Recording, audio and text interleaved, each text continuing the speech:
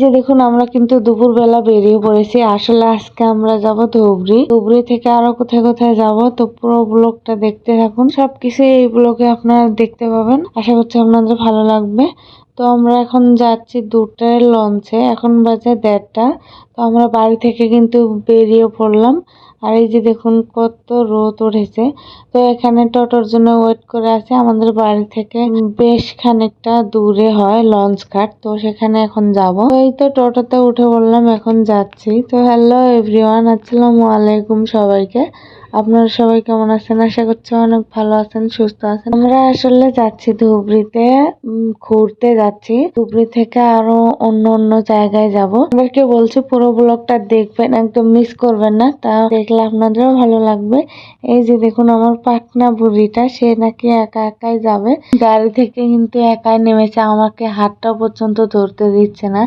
এখানে যে একটা সিঁড়ি দিয়েছে, এই যে লঞ্চের ভেতরে যাওয়া, আর এখানেও সে পাকনামি করছে, সে নাকি একাই উঠবে। তো এই তো ফাইনালি আমরা কিন্তু লঞ্চে উঠে পড়লাম। তো আমাদের মানে লঞ্চ ঘাট পেতে পেতে প্রায় অনেকটাই লেট হয়ে গেছে, এখন লঞ্চটা ছাড়বে। তো এই যে এখানে দেখুন এতটা ভিড়, কি বলবো, বসার মতো কোনো জায়গা ছিল না।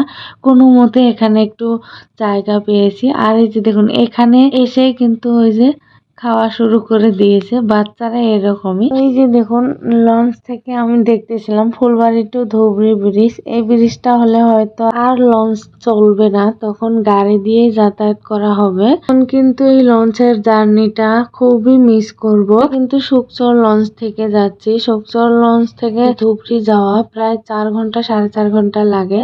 তবুও আমার খুবই ভালো লাগে লঞ্চ দিয়ে যখন আমি ধুবড়ি যাই। মানে প্রায় প্রায় তো যাই না, অনেকদিন পর পর আমি ধুবড়ি যাই। তো সবাই মিলে যাই, কখনো একা একা যাই না। তো আমার অনেক ভালো লাগে। তো এখানে দেখতে পাচ্ছেন একটা ছোট্ট একটা নৌকা, আর নদীটা কত বড়, আমার তো দেখে অনেক ভয় লাগতেছিল। দেখুন এখানে কিন্তু কোনো কিনারা দেখা যাচ্ছে না, তবুও নৌকা দিয়ে মাছ মেরেই যাচ্ছে। আর এই যে দেখুন পানিগুলো আর নৌকাটা এখন দেখুন কত সুন্দর লাগছে। আর নদী এতটাই ভয়ঙ্কর, এমনি অনেক সুন্দর।